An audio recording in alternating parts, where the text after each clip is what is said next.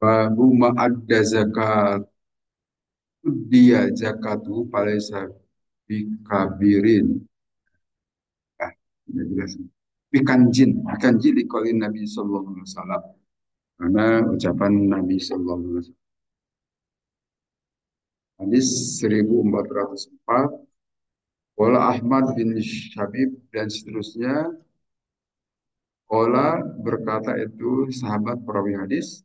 Orojuna kami semua telah keluar Abdullah bin Umaro beserta Abdullah bin Umaro. Faqala maka berkata Arabiyun seorang Arab.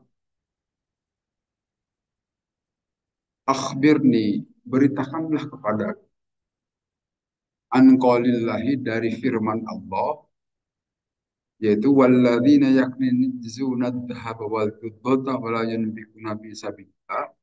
Dari ayat yang ada di dalam surat At-Taubah. Dan orang-orang yang menimbun, yang menyimpan-nyimpan al-dhahaba emas wal fiddata dan perak wala yunfikunaha dan tidak menginfakkan dari emas dan perak tersebut bisa bilillahi jalan Allah. Nanti kelanjutan ayat ini harta emas tadi akan disetrikakan kepada orang tersebut di neraka. Kemudian kalau Ibnu Umar berkata Ibnu Umar radhiyallahu anhu, man kana zaha falam yadi zakata qabailul lahu. Siapa orang yang menimbun-nimbun itu emas dan perak dan tidak mengeluarkan zakat dari emas dan perak itu, fawailun maka menjadi kecelakaan lah bagi dia. Inna karena hanya saja ada qablu antuna zalat zakatu bahwa ini adalah ayat sebelum turunnya ayat zakat. Kalau unzilat maka pada saat diturunkan ayat zakat itu ja'alah Allah menjadikan terhadap zakat tadi tuhron menjadi pembersih lil amwali untuk harta-harta. Jadi ayat yang ada di surat At-Taubah atau Al-Baroah dan orang-orang yang menimbun emas dan perak dan tidak menginfakkannya. Nanti menginfakkan itu mengeluarkan zakat. Nah, seperti kita ketahui, emas dan perak itu harus dikeluarkan zakatnya. Yang ini juga nanti dijadikan sebagai bahan analogi atau kias dalam ilmu usul fikih. Kias itu penyamaan atau analogi satu keadaan ke keadaan lain pada saat kita mau mengeluarkan zakat. Nah, biasa digunakan apakah untuk zakat profesi atau untuk zakat-zakat lain seperti kalau kita menyimpan tabungan gitu ya. Nah, itu dianalogikannya dengan emas. Supaya mereka ketahui batas nisab zakat emas itu adalah 20 miskol. 20 miskol itu kalau digramkan itu kurang lebih macam-macam ini. Um, Ada yang menyatakan 96 gram emas atau bahkan 85 gram emas juga sudah wajib kita mengeluarkan. Sehingga kalau sekarang harga emas itu segram itu katakanlah secara rata-rata 1,5 juta gitu kan per gram, maka kalau kita punya tabungan sejumlah 180 130-an juta mungkin ya rata-rata atau 135 juta maka itu kita harus mengeluarkan zakatnya 2,5%. Keluarkan zakat kalau kita punya tabungan. Karena itu dianalogikan dengan ini. Apalagi kalau punya tabungannya 1 miliar. Apalagi kalau punya tabungannya 200 juta. Itu harus dikeluarkan zakat per tahun. Jadi kalau belum 1 tahun, belum perlu dikeluarkan zakat. Ini perlu, saya yakin kita semua pada punya tabungan. Jangan dibiarkan tabungan itu harus dijakati setiap tahun. 2,5%, jadi keluarkan 2,5% dari tabungan itu. Karena ayatnya sampai sekarang tetap berlaku ini. Orang-orang yang menimbun-nimbun emas dan juga perak dan tidak menginfakkannya di jalan Allah, maka nanti di akhirat itu emas perak yang ditumpuk-tumpuk itu akan dijadikan bahan setrikaan, akan disetrikakan kepada orang yang menimbunnya. Tentu saja tidak ada yang mau kita gitu ya. Jangan bayangkan, jangankan setrika di akhirat, di dunia ini saja kalau kita kena setrikaan ya panas juga kepanasan. Jangankan pakai setrika, pakai rokok saja kalau dikenakan ke kulit kita, kita pasti tidak enak, gerebuk. Sehingga tentu saja harus ditunaikan. Silakan keluarkan zakatnya. Demikian juga tentu saja kalau kita punya tabungan-tabungan yang lain. Kita punya rumah lebih dari satu, ya rumah yang dipakai tidak perlu dizakati. Tapi kalau rumah yang dikontrakkan, dikoskan, itu harus dihitung. Ya, jangan tidak dikeluarkan. Jangan sampai itu menjadi malapetaka nanti di akhirat kekayaan kita itu. Kemudian hadis berikutnya, Hadatsana Ishaq bin Yazid, akhbarana Syu'aib dan seterusnya diterima dari Abbas Sa'id radhiyallahu anhu. Qala berkata bersabda siapa Nabi SAW, laisa fi maduna khamsi awakin surakatun. Tidak perlu mengeluarkan zakat pada harta yang kurang dari 5 wasak. Walaisa fi maduna khamsi dodin, dan tidak perlu juga mengeluarkan zakat dari onta yang kurang dari 5, tidak perlu dikeluarkan zakatnya.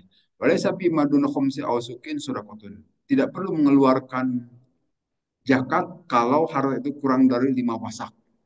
Nah, ini kaitan dengan zakat pertanian nih, Pak. Zakat pertanian itu ada nisabnya. Nisabnya itu di sini dalam hadis Nabi sebutkan 5 wasak. Beda ya.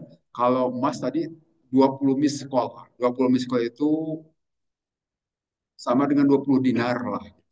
Kurang lebih 80 graman. Atau 85, ada juga yang menghitungnya sampai 96 gram. Tapi kalau untuk pertanian itu adalah 5 wasak. 5 wasak itu kalau dikonversi ke satuan kita itu kurang lebih 1 ton. 1 ton gabah ya. Jadi kalau kita panen padi, nah hitung bersihnya saja tentu saja. Karena pasti kita perlu membayar upah juga kepada eh, yang ikut memanennya gitu kan. Nah, bersihnya itu nanti dihitung ada berapa kuintal. Kalau minimal ada 1 ton, berarti ada 10 kuintal, maka itu harus dikeluarkan zakatnya itu 5% atau 10% kalau pertanian itu.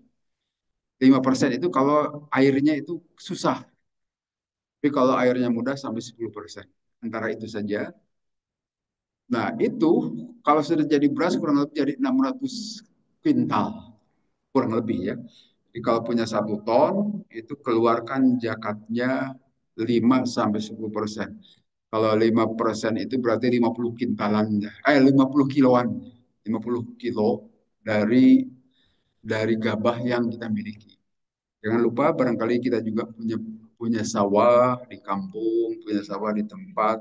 Nah, kalau kita panen, kalau itu paruan, ya berarti yang memiliki benih itulah yang harus mengeluarkan zakat. Saya kira kalau kita sebagai pemiliknya, mendingan hitung dari semua yang panen itu, kalau sampai 1 kuintal minimal, apalagi 1 ton minimal, atau lebih dari 1 ton harus dikeluarkan zakatnya 5 sampai 10%. Jangan lupa, supaya tidak jadi tagihan nanti di akhirat. Pasti Allah akan tagih ini, ya. Karena Allah Maha tahu. Jadi kalau sekarang belum selesai urusan di dunia, selesaikanlah segera. Nanti pasti akan Allah tagih di akhirat. Jadi patokannya 5 wasak. Eh, Kurang lebih 1 ton lah gitu ya. Kalau disamakan dengan ukuran kita. Demikian juga untuk peternakan. Ini kalau onta, itu kita minimal punya 5 onta. Wah, saya kira kita tidak ada yang punya onta ya di sini. Ini untuk di negeri Arab sana gitu. Nah, tetapi yang kita punya barangkali bisa saya sapi. Kalau sapi itu 25. Kalau kita sudah punya sapi 25, harus dikeluarkan zakatnya. Ada ketentuan nanti ya. Zakatnya itu sapi anak 2 tahun. Demikian juga kalau domba. Kalau domba itu sampai 40. Kalau kita jumlah punya domba, ada yang punya peternakan barangkali sudah sampai 40, nah harus dikeluarkan zakat. Domba ataupun sapi mungkin kita punya. Tapi kalau onta kelihatannya tidak ada yang punya. Kalau onta itu 5, karena mungkin lebih besar ya. 5 onta itu harus dikeluarkan zakat. Tapi kalau nanti sapi sampai 25, masih tenang. Barangkali kita baru punya sapi satu, wah udah tidak perlu keluarkan zakat. Kalau sudah banyak harus. Demikian juga domba atau kambing. Domba dan kambing disamakan saja, dianalogikan. Jadi jangan sampai lupa keluarkan zakatnya. Yang kemungkinan besar kalau kita di perkotaan itu punya rumah, gitu. Rumah yang diojekkan, ya, rumah yang dikontrakan atau dikoskan itu jangan lupa dihitung. Itu nanti menggunakan zakat perniagaan dianalogikan. Tapi tetap 2,5% juga keluarkan zakat. Tentu saja bukan dihitung dari harga rumah, tapi dari penghasilannya itu. Sebulan dapat berapa, nanti dikumpulkan setelah 1 tahun, gitu misalnya. Dengan catatan harga rumahnya tidak dimasukkan, tapi penghasilannya saja. Demikian juga kalau kita punya angkot. Nah, angkot juga itu barang perniagaan harus dijakati. Mungkin kalau angkot ada yang punya di kita ya, itu jangan lupa keluarkan juga zakatnya. Atau kita jualan di pasar atau di mana saja, itu juga ada zakat perniagaan harus dikeluarkan juga. Atau punya perusahaan, perusahaan juga harus dihitung juga zakat. Tentu nanti ada pengurangan pajak dan macam-macam itu. Bersihnya saja. Bersihnya sampai senisab, kalau sampai senisab harus dikeluarkan zakatnya. Dan seterusnya. Kemudian di hadis berikutnya, hadasana Aliun Samiyahu Hushaiman. Akhbaran Husain an Jaid bin Wahbin. Qala berkata Jaid, Zaid bin Wahib bin Marortu, saya telah lewat bizabadah ke Zabadah. Faidan, maka pada saat itu ana bi Abi Dharin. Saya berserta Abu Dar radhiyallahu anhu. Fakultu, maka aku berkatalah kepada Abu Dar, ma anjalaka manjilaka hadza? Apakah gerangan yang telah menjadikan engkau tinggal di sini? Ditanya kepada Abu Dar. Ola, berkata Abu Dar, kuntu bisyam. Sebetulnya aku itu dulunya ada di negeri Syam. Syam itu kalau sekarang ada 4 negara. Ada Suriah, Palestina, Yordania, dan Lebanon. Itu disebut daerah Syam. Nah, kemungkinan besar Syam yang maksud di sini adalah daerah Suriah dahulu ya. Karena Suriah itu Damaskus menjadi ibu kota kekhalifahan saat itu. Pada zaman Muawiyah kan dijadikan sebagai ibu kota di Damaskus. Nah, dulu aku itu tinggal di Syam. Fakhtalaftu ana wa Muawiyah. Tetapi saya berbeda pendapat dengan Muawiyah. Muawiyah itu sebelumnya itu gubernur di Syam atau gubernur di Suriah. Tapi kemudian beliau nanti jadi khalifah ya setelah Sayyidina Ali meninggal. Dan diserahkan dari Sayyidina Hasan bin Ali kekhalifahan itu kepada Muawiyah. Sehingga Muawiyah nanti menjadi khalifah Bani Umayyah pertama. Berselisih pendapat tentang ayat yang di surat At-Taubah tadi. Walladzina yaknizuna dzahaba wal fiddata wa la yanfiquna fi sabilillah. Ayat ini menurut Muawiyah nazalat bi ahli kitab. Ayat itu turun di ahli kitab. Fakultu, kemudian aku berkata, kata Abu Dhar, nazalat bi nawafihim. Sesungguhnya ayat ini turun di kita untuk umat Islam dan juga di orang ahlul kitab. Maka nabaini wa bainahu bidhaka. Maka antara aku dan Muawiyah itu berbeda pendapat dalam hal ayat itu untuk siapa. Waktu tiba ila Utsman, kemudian wakataba dan menulis surat itu Muawiyah kepada Sayyidina Utsman, Yashkuni mengadukan perihal aku ini pada Sayyidina Utsman. Maka tabi ilayya Utsman, kemudian Sayyidina Utsman, ini khalifah ketiga zaman Khulafaur Rasyidin. Khalifahnya itu Sayyidina Utsman.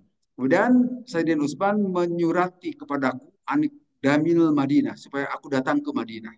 Kodim tuh maka aku datang ke Madinah, maka suruh alayya nasu, maka orang-orang itu lebih kan banyak mengerubungi aku hatta kana lam yaron qabla dzalik. Seolah-olah mereka belum pernah melihat aku itu, gitu, kata Abu Dzar.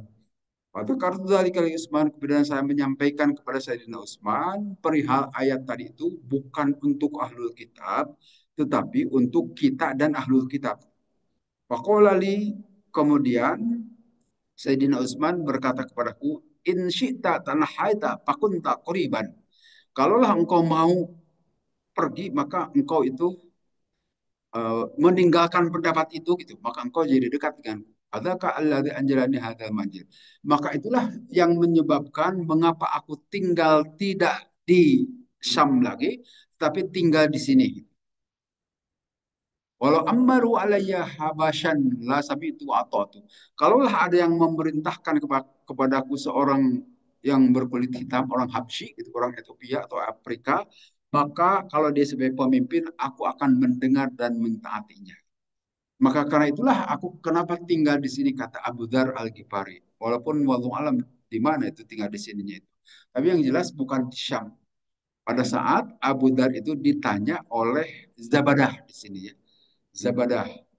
Nah, ada perbedaan pendapat antara saya dengan Muawiyah. Kalau kata Muawiyah, ayat itu turunnya terkait dengan ahlul kitab. Ahlul kitab itu yang maksud di sini Yahudi pada saat itu. Karena waktu itu ahlul kitab itu Yahudi itu tinggal juga di Madinah beserta Nabi. Nah, ayat ini sebelum turunnya ayat zakat menceritakan tentang perilaku Yahudi gitu maksudnya kata Muawiyah. Tapi kata Abu Dar, oh bukan hanya untuk orang Yahudi tapi berlaku juga tetap bagi kita, bagi kaum muslimin. Artinya siapapun yang memiliki emas perak kemudian tidak menginfakkannya, tidak mengeluarkan zakatnya, maka dia diancam juga oleh Allah. Itu pun berlaku bagi kita. Itulah yang menjadi penyebab mengapa saya tinggal di sini karena saya tidak sepakat dengan Muawiyah. Jadi di kalangan para sahabat juga ya seperti itu terjadi perbedaan pendapat. Jangankan Jangankan setelah Nabi wafat, pada saat Nabi masih hidup juga, di antara para sahabat itu suka ada beda pendapat. Tetapi karena Nabi masih ada, Nabi bisa mendamaikan di antara pendapat-pendapat para sahabat itu. Apalagi sekarang, pendapat itu bisa macam-macam. Caranya tentu saja ya biarkan saja pendapat. Yang penting itu dasarnya jelas dari Al-Quran ataupun hadis. Cara menginterpretasikannya itu saja yang bisa berbeda-beda di antara kita. Biarkan saja. Toh nanti akan dimintai pertanggungjawaban Allah di akhirat. Yang penting bahwa kita mengikuti satu pendapat itu harus tahu asal usul dan jelas dalilnya. Silahkan berpendapat itu. Yang penting dasarnya tetap dari Al-Quran maupun hadis. Bahwa orang bisa berbeda pendapat itu jangankan sekarang, dari dulu juga begitu.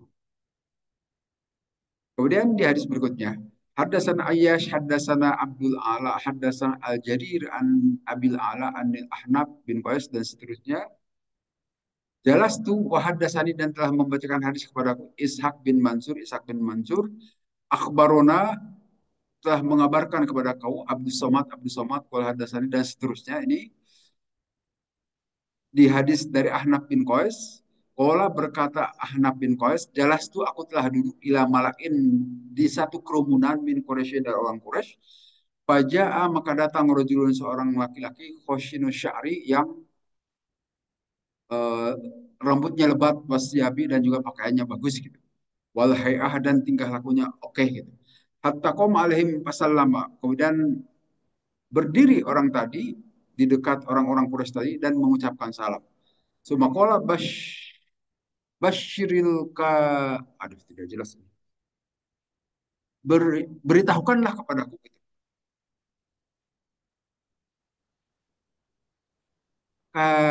Kanizina, orang-orang yang menyimpan tadi emas perak, yang tidak menginfakkannya di jalan Allah, birosfi yukma alifi nar jahannam. Bahwa dia itu akan dibakar nanti di neraka jahanam. Sumayudo'u ala hamalati saji. Kemudian akhirnya dia penyimpan itu api tadi jahanam itu di antara dua puting susunya itu gitu ya. Laki-laki ini tentu. Yakhruja, kemudian dia keluar, wa dan seterusnya.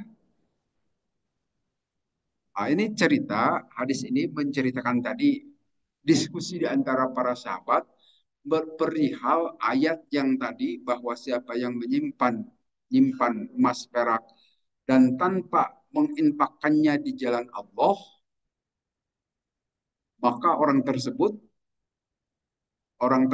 itu akan dimasukkan ke neraka jahanam. Ini mohon maaf mungkin yang di YouTube tidak bisa melihat ya atau tidak jalan dengan sempurna. Kita lanjut yang di sini saja, yang di Zoom saja ya. Nah, kemudian di sini hadis berikutnya, Qala li berkata kepadaku Khalili kekasihku, Qala qultu man khaliluka? Siapakah kekasihmu itu? Qala menjawab itu sahabat An-Nabi Nabi sallallahu alaihi wasallam. Ini yang bercerita itu adalah sahabat Nabi Abu Dzar. Ya Abu Dzarin, atubsiru ahad Uhudan, apakah engkau melihat tentang Uhud? Qala panautu ila syamsi, saya melihat ila syamsi itu ke matahari, ma baqiya minan nahar yang masih tersisa dari siang itu. Wa ana aro dan aku melihat anna Rasulullah semuanya Rasulullah sallallahu alaihi wasallam yursiluni bihajatin lahu.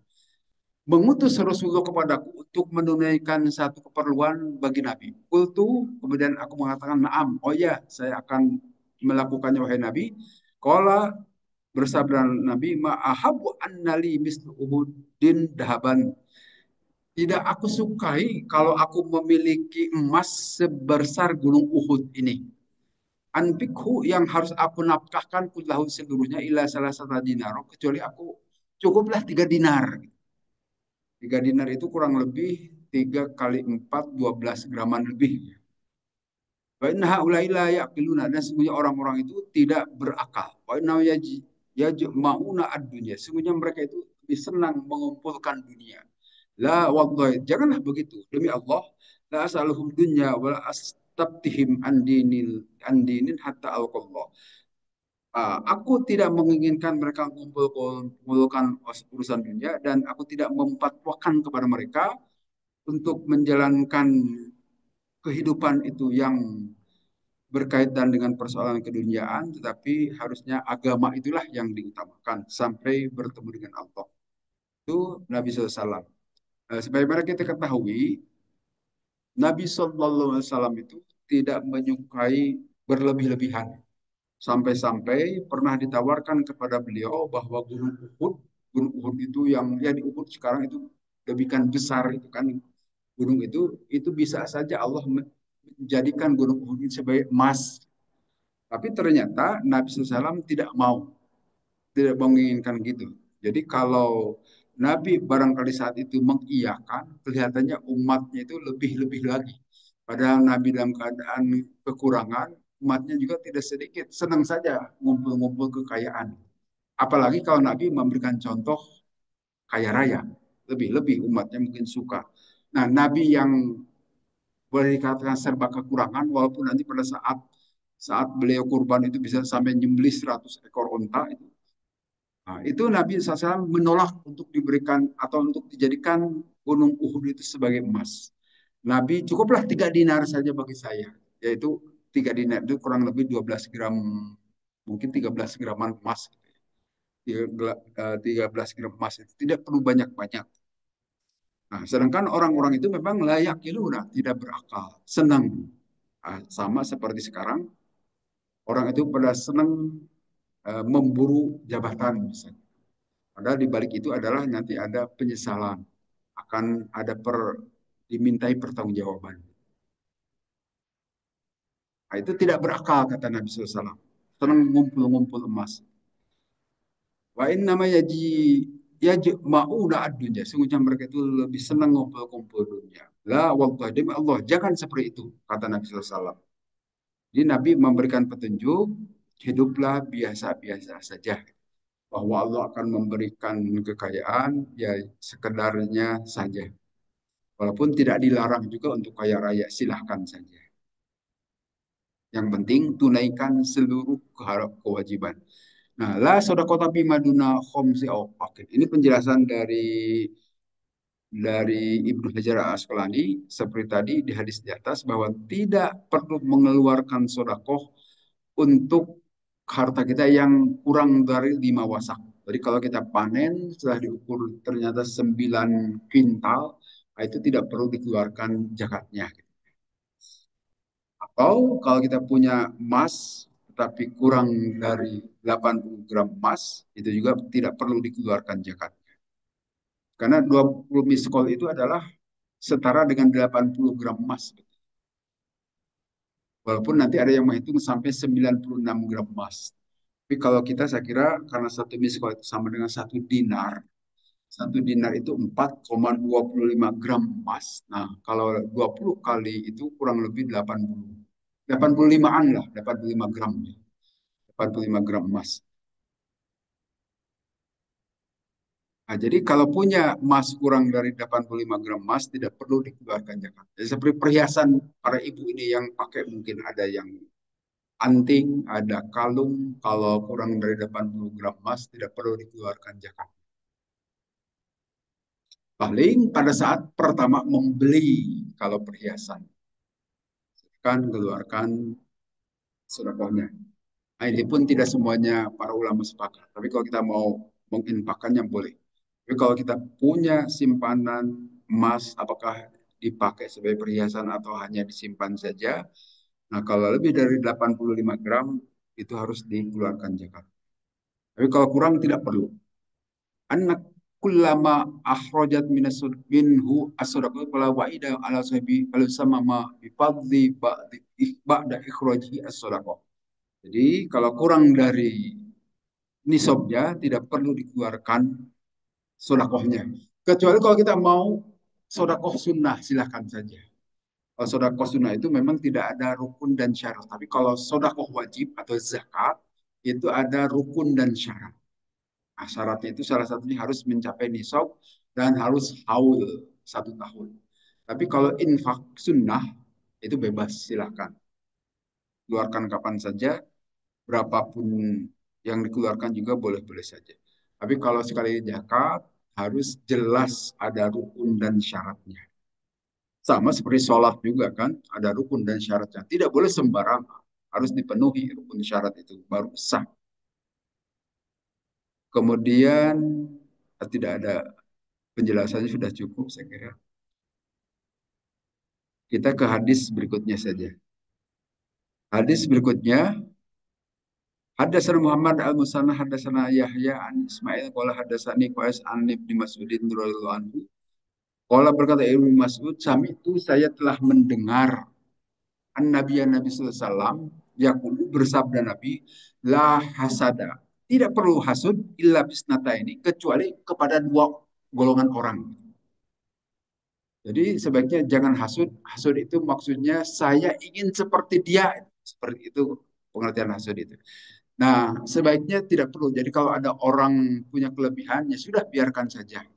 Tapi kalau ingin seperti dia, boleh dalam 2 hal. Yang pertama, rojulin atahullahu malan, fasallallahu ala halakatihi bil haqqi.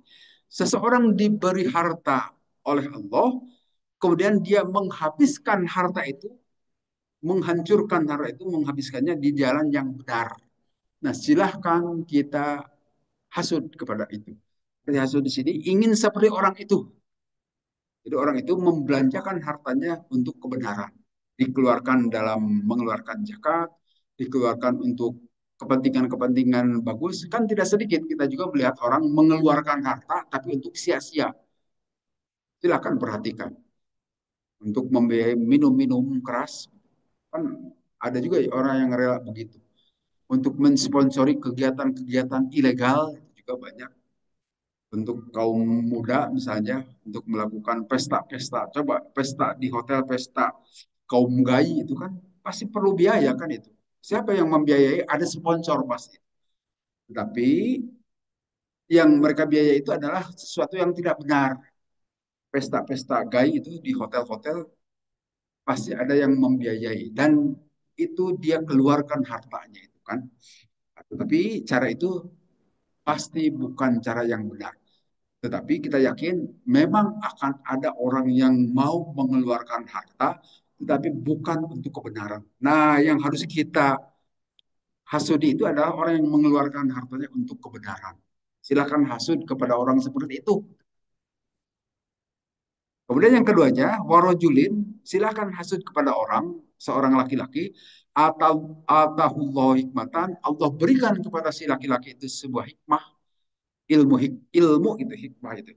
Bahwa yaktibiha wa yu'allimuha. Dia mengeluarkan, mendedikasikan dengan hikmah itu, pengetahuannya itu, untuk berdakwah, untuk menyebarkan kebaikan, dan mengajarkannya kepada orang. Tentu ini kepada kaum para ulama kelihatannya. Silahkan iri, ingin seperti orang itu. Boleh. Jadi kalau iri dalam urusan urusan yang bukan dua ini tidak boleh. Tapi dalam hal dua ini Nabi membolehkan silakan hasud kepada dua orang ini. Sekali lagi orang yang dimaksud itu adalah orang yang diberikan harta dan harta itu didedikasikan untuk kepentingan kebenaran. Tentu kepentingan agama ini biasanya. Dan yang keduanya orang diberikan pengetahuan, pengetahuannya itu didedikasikan untuk mengajari masyarakat. Silakan hasut kepada orang itu. Dan tidak gampang, ya. Tidak gampang untuk seperti itu. Saya kira tidak perlu diceritakan, mungkin bisa dipahami oleh semuanya ya. Wahwa min adil min wahwa min adil dalilin ala anna ahadis al-ma'idi mahmulatun ala man la yu'addi zakata.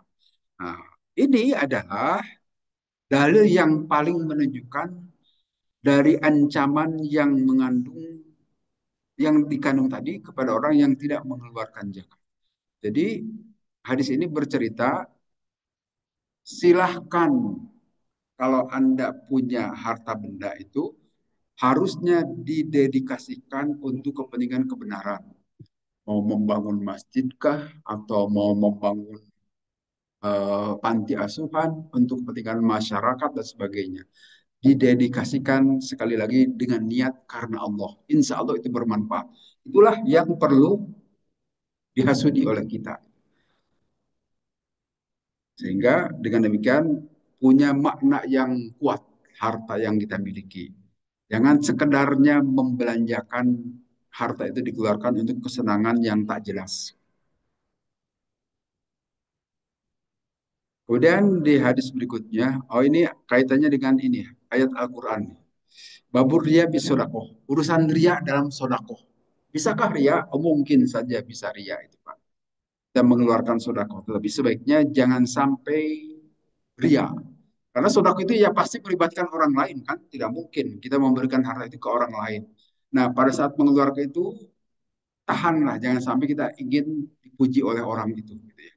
Bahwa kita akan didoakan orang itu boleh silahkan dan kita aminkan.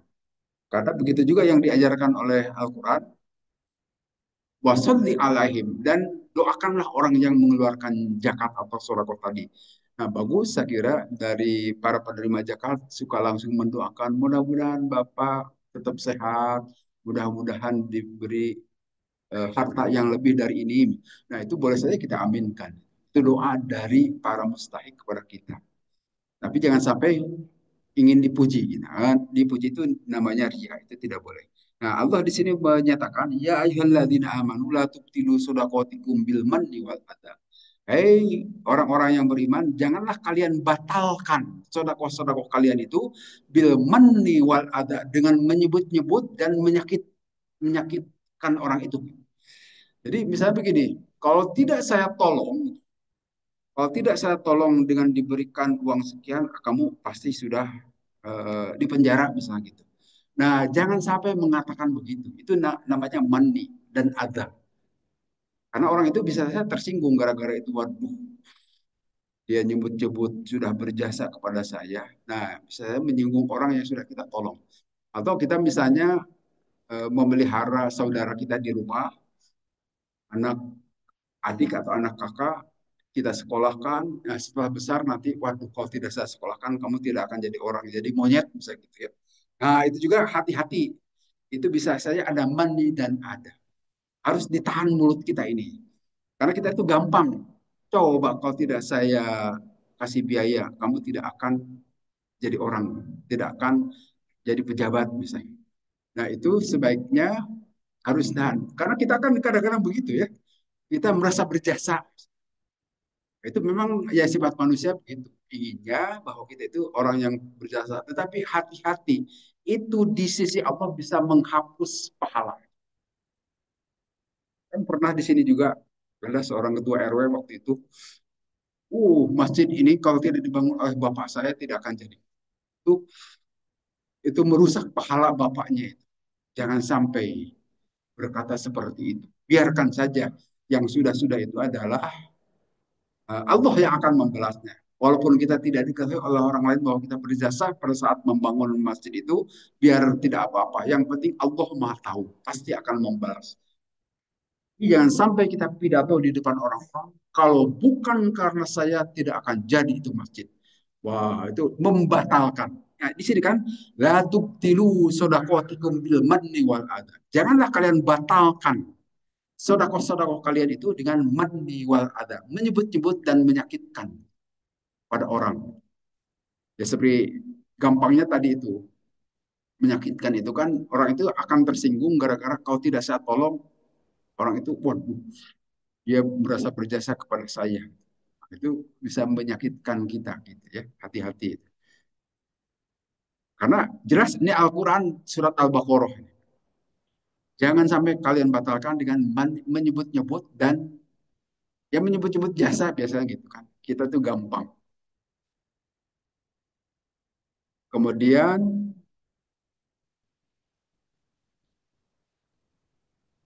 di hadisnya ini. Oh, ini masih qalu ma'rufun wa maghfiratun khairum min shadaqatin yatba'uha adza. Ucapan yang baik dan eh, pemberian maaf itu lebih baik dibanding dengan sodako yang diikuti dengan adha, dengan menyebut-nyebut dan menyakitkan. Hati-hati ini, jangan sampai keluar kata-kata itu dari mulut kita itu bisa membatalkan pahala. Ya sama seperti puasa ini kan, Nabi mengatakan siapa orang yang berkata man apa hadisnya itu laisa minna bukanlah puasa itu orang yang mengucapkan kata-kata kotor dan mengamalkannya. Laisa minna min sambihi. Tidak ada kepentingan baikku dari puasanya itu. Tidak ada pahala gitu. Siapa orang yang berkata omongan-omongan yang tidak pantas disampaikan atau bersaksi palsu, maka tidak ada kepentingan bagi kami untuk puasa. Walaupun dia meninggalkan tidak makan, tidak minum. Artinya tidak ada pahalanya. Puasanya secara fikih sah sih. Sah saja karena kita tidak makan, tidak minum. Tetapi tidak ada pahala di hadapan Allah. Kemudian hadisnya begini. Hadasan Abdullah bin Munir, Sami'a Aban Nadir, dan seterusnya. Diterima dari Abu Hurairah. Kala berkata Abu Hurairah, kalau bersabda Rasulullah SAW. Man siapa orang, tasodako yang sodako itu orang, biadli tamrotin ukuran dengan sebuah sebutir kurma gitu bin kasabin thayyibin dari kasab yang baik walak balullahu illa thayyiba dan Allah tidak akan menerima sedekah kecuali dari kasab yang baik. Fa inna Allah yataqabbaluha biyamini. Sesungguhnya Allah menerimanya sedekah orang itu dengan tangan kanan Allah. Wallahu alam ini ya. Tapi bunyi hadisnya begitu. Semua yurab biha lisobi. Kemudian Allah akan melipat gandakan pahalanya kama yar tak jelas juga nih. Adukum paluahu hatta takuna misal jabali sehingga bisa saja itu sampai sebesar gunung. Jadi di sini hadis ini menyatakan bahwa Allah tidak akan menerima sodakoh kecuali dari hasil yang baik. Artinya kita tidak bisa sodakoh dengan cara-cara hasil mencuri atau hasil merampok. Jadi Robin Hood di kita itu dalam Islam tidak berlaku. Kan kita tahu cerita Robin Hood itu ya, cerita di Inggris. Itu adalah Robin Hood itu pencuri, tetapi hasil curiannya dibagikan kepada masyarakat untuk pemerataan. Nah, dalam Islam itu tidak boleh begitu. Jadi kalaupun kita mau sodako harus dari cara yang baik. jangan dari hasil mencuri. Tapi dan juga bukan dari hasil korupsi. Kan bisa saja ada Robin Hood, dia korupsi dari mana-mana, tapi kemudian dikembalikan kepada masyarakat. Nah, di sisi Allah itu tidak baik, tidak akan Allah terima.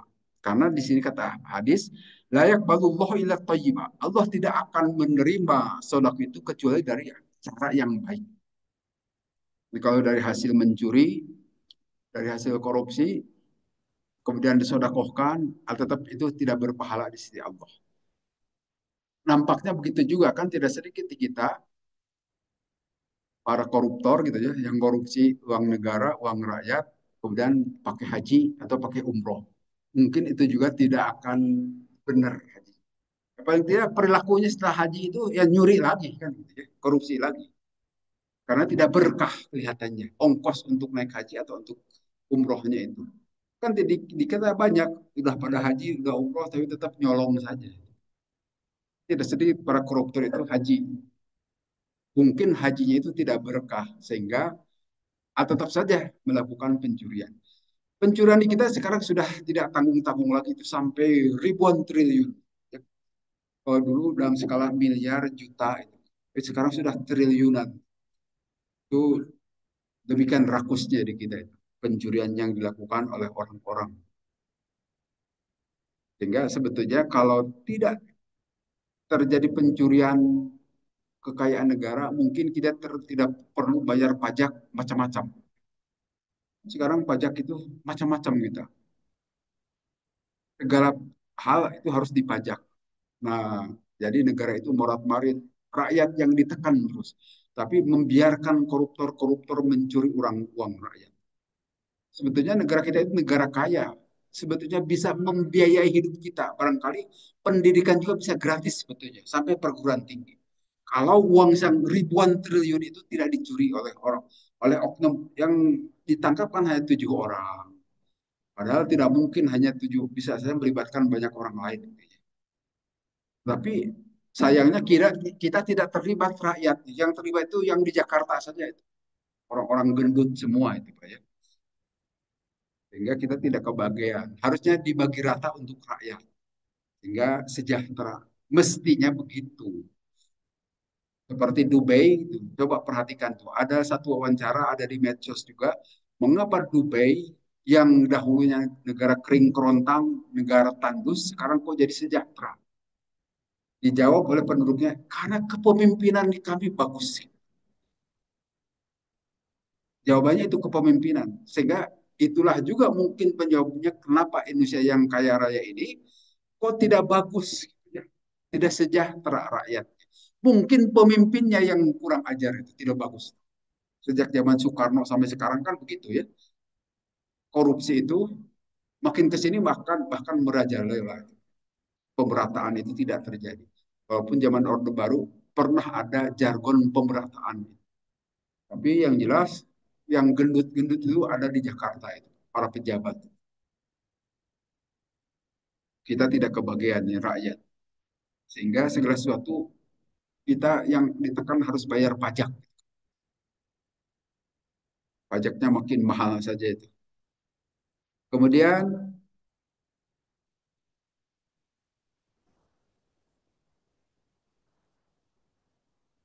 di hadis berikutnya, bahwa sodakoh qabla rodi. Sodakoh sebelum ada penolakan. Jadi maksudnya ini Nabi memberikan penjelasan kepada kita satu saat nanti sodakoh-sodakoh itu tidak akan laku. Apa sebabnya tidak laku? Orang sudah sejahtera. Sehingga tidak mau terima sodakoh lagi. Jadi mumpung belum sejahtera, keluarkanlah sodakoh. Gitu. Nah, di sini hadis mengatakan hadasana Adam, hadasana Syubah, hadasana Ma'bad bin Khalid, Sami itu dan seterusnya. Saya mendengar Nabi bersabda, tasodaku bersodakohlah kalian semua.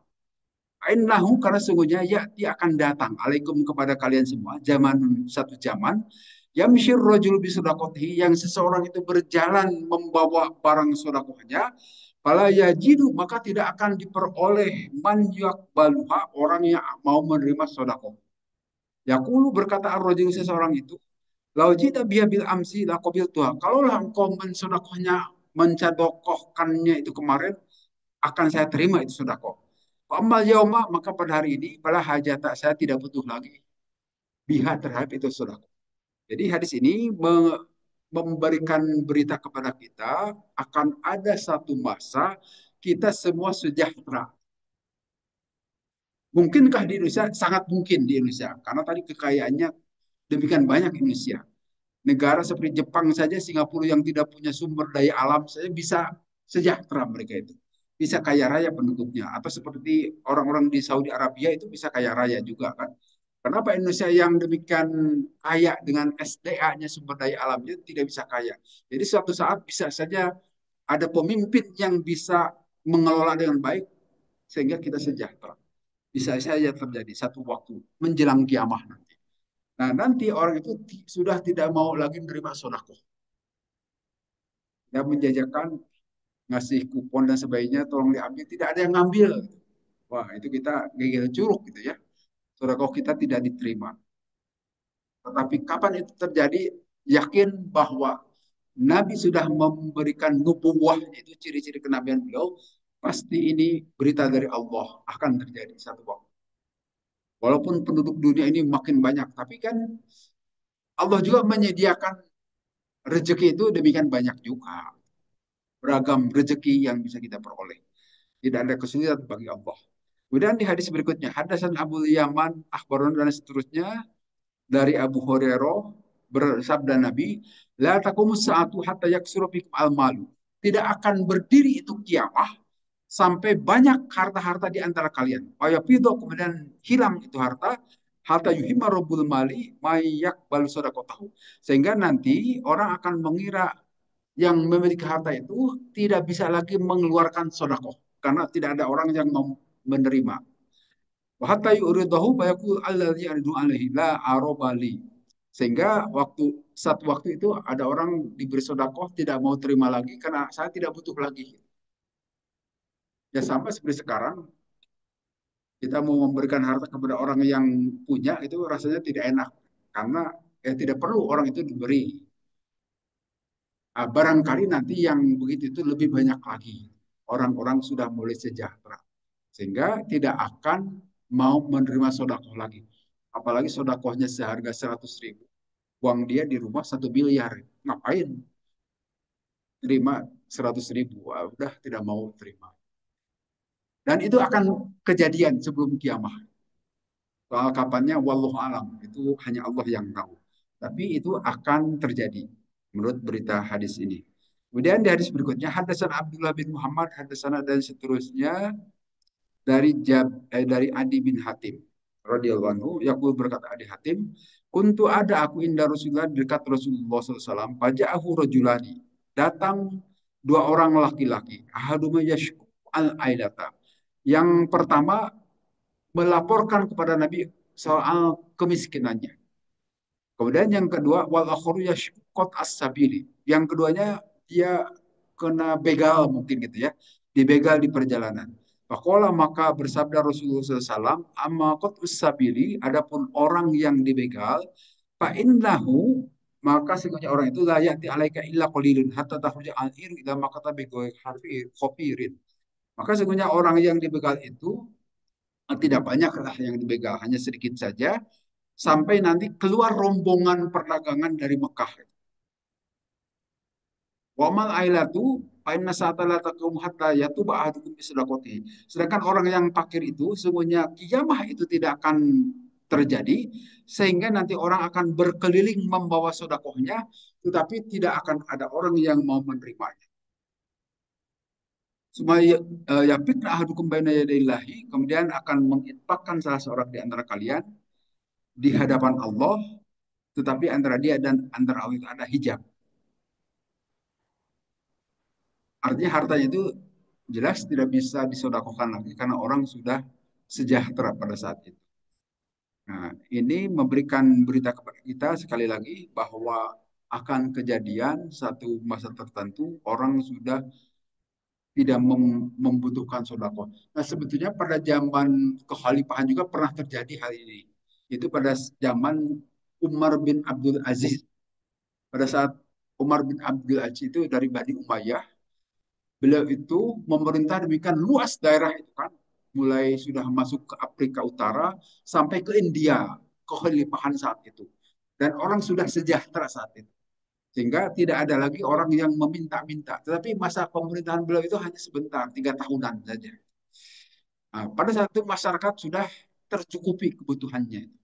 Itu yang terjadi, yang dikenang dalam sejarah bahwa apa yang disampaikan Rasulullah pernah kejadian zaman Umar bin Abdul Aziz. Umar bin Abdul Aziz ini adalah kalau tidak salah cicitnya dari Sayyidina Umar bin Khattab. Beliau itu bisa memerintah dengan demikian adil dan sejahtera masyarakat. Tapi setelah itu ya seperti biasa lagi, ada orang kaya, ada orang miskin dan seterusnya sampai saat ini. Tapi Rasulullah di sini memberikan informasi bahwa satu waktu nanti akan tidak ada lagi orang-orang yang miskin karena sudah tercukupi gitu. Kemudian hadis terakhir, hadasana Muhammad bin Al-Ala, hadasana Abu Usama dan seterusnya dari Nabi SAW. Ya'tiyanna akan datang ala nasi kepada orang zaman dan zaman, yatufu akan berkeliling ar-rajulu seorang laki-laki pihi pada itu zaman bisodakoti minad dahabi dengan membawa sodakoh yang dari emas. Cumala yajidu ahadan, tetapi tidak akan mendapati seorang pun ya'khudhuha yang mengambil sodakoh emas itu. Wa yurur rajulu wahidu yatba'uhu arba'una imra'atan. Dan pada saat itu seorang laki-laki akan diikuti oleh 40 orang perempuan. Apa sebab?